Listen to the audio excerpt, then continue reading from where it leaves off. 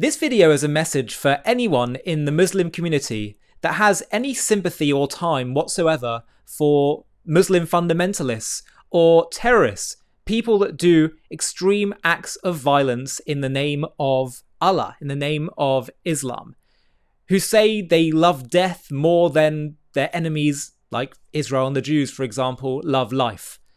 I want to talk to you about what it is that they do from a spiritual and religious angle, actually, rather than just say, oh, it's wrong, it's not right. And I want to focus specifically on the phrase, we love death more than they love life.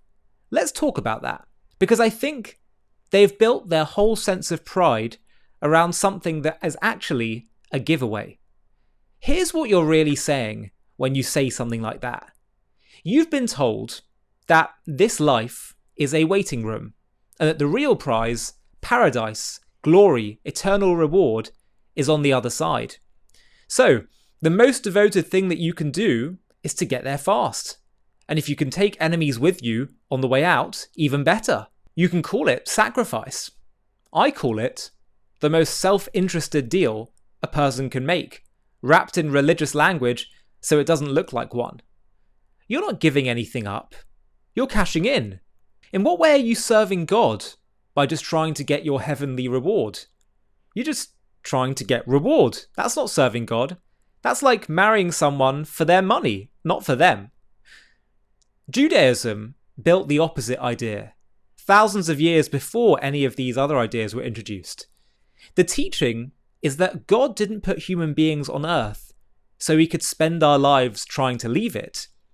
There's a concept in Jewish mysticism called Dira B'Tachtonim that says God specifically wanted a home in the lowest, hardest, most physical world there is, not in heaven, here. That is the purpose of creation.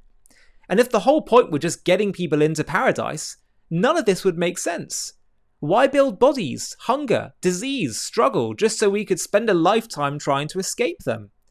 A God who does that isn't offering a purpose. He's running a trap. Put someone in a crisis, then tell them their only job is getting out of the crisis he built. The Jewish version says something else entirely. This specific, difficult physical world is where the real work happens. Bringing something holy into a place that resists it, not escaping to somewhere more comfortable. Making an uncomfortable place matter, one act at a time. That's why we Jews say l'chaim, to life. Not because we're scared of dying, but because we think walking away from this world is the easy version of devotion, and staying to fix it is the hard one and the true one. I'll say plainly what I believe. This isn't some isolated fringe interpretation you've invented out of nowhere. Strands of this theology, jihad as sacred struggle, martyrdom as guaranteed paradise, this world is lesser than the next, go back centuries in Islamic thought, and they're live in mainstream religious education in parts of the world right now, not just in terror cells. Now, I'm not pretending every Muslim believes this or wants any part of it. Many, many don't, and plenty have died fighting people who do. But I'm also not going to pretend that this ideology sprang from nowhere, or that it's some tiny aberration with no roots in the tradition it claims to represent. It has roots. That's exactly why it keeps coming back. And here's the thing about your pride in dying. Someone who's actually serving God without any self-interest doesn't need a reward big enough to die for. They don't need 72 virgins. They don't need eternal glory. They don't need an audience. If the reward has to be that enormous to get you to do the thing was never about God. It was about you the whole time. And you built a theology elaborate enough to hide that from yourself. So here's my actual message to you. You think refusing to value this life proves how devoted you are? I think it proves you were handed the easy version of religion. Burning something down takes a match. Building something takes a lifetime. It's much easier to die for God in one dramatic moment than to live for him over many boring, difficult years, doing the slow work of making a broken world slightly less broken. We never said we don't believe in an afterlife. We do. We just don't think it's the point. In fact, the afterlife in Judaism is this world becoming eternal, and the souls in heaven coming back down to earth, because the whole point of creation is to make this world heavenly for God to come and dwell here, not for us to get there. If that was what it was all about, why are we sent here in the first place? This life is the point. Heaven isn't a better place. It might be more comfortable, but earth is where it's at. And that's the whole difference between Judaism and other faiths. Not that you believe in more than this world and we don't, but that you've been taught this world is worth less than the next one.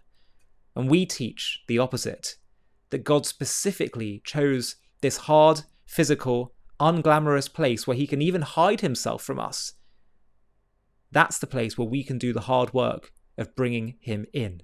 So take a cold, hard look at where your theology has actually led, every time it's been followed all the way through.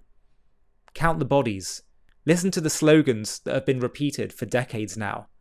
And ask yourself honestly whether a God who built an entire physical universe actually wanted you treating it like something to discard on your way to paradise. We don't think so. That's why, every time, we choose life.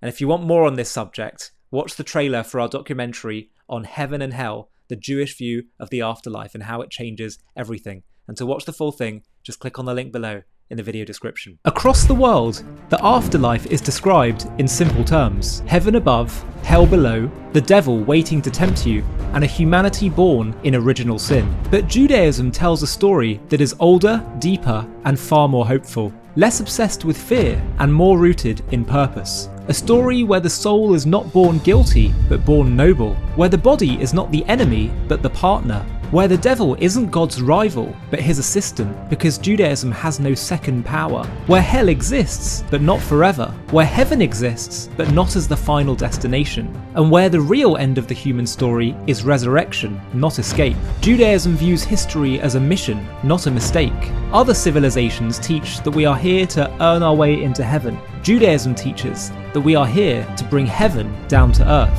And to understand what happens after we die, we first have to understand why we're here in the first place. In this JTV Plus documentary, we're going to reveal the Jewish vision of life after death. One of the most misunderstood ideas, but if understood correctly, can transform your very understanding of life itself. To watch this JTV Plus documentary and access much more premium content, click on the link in the video description.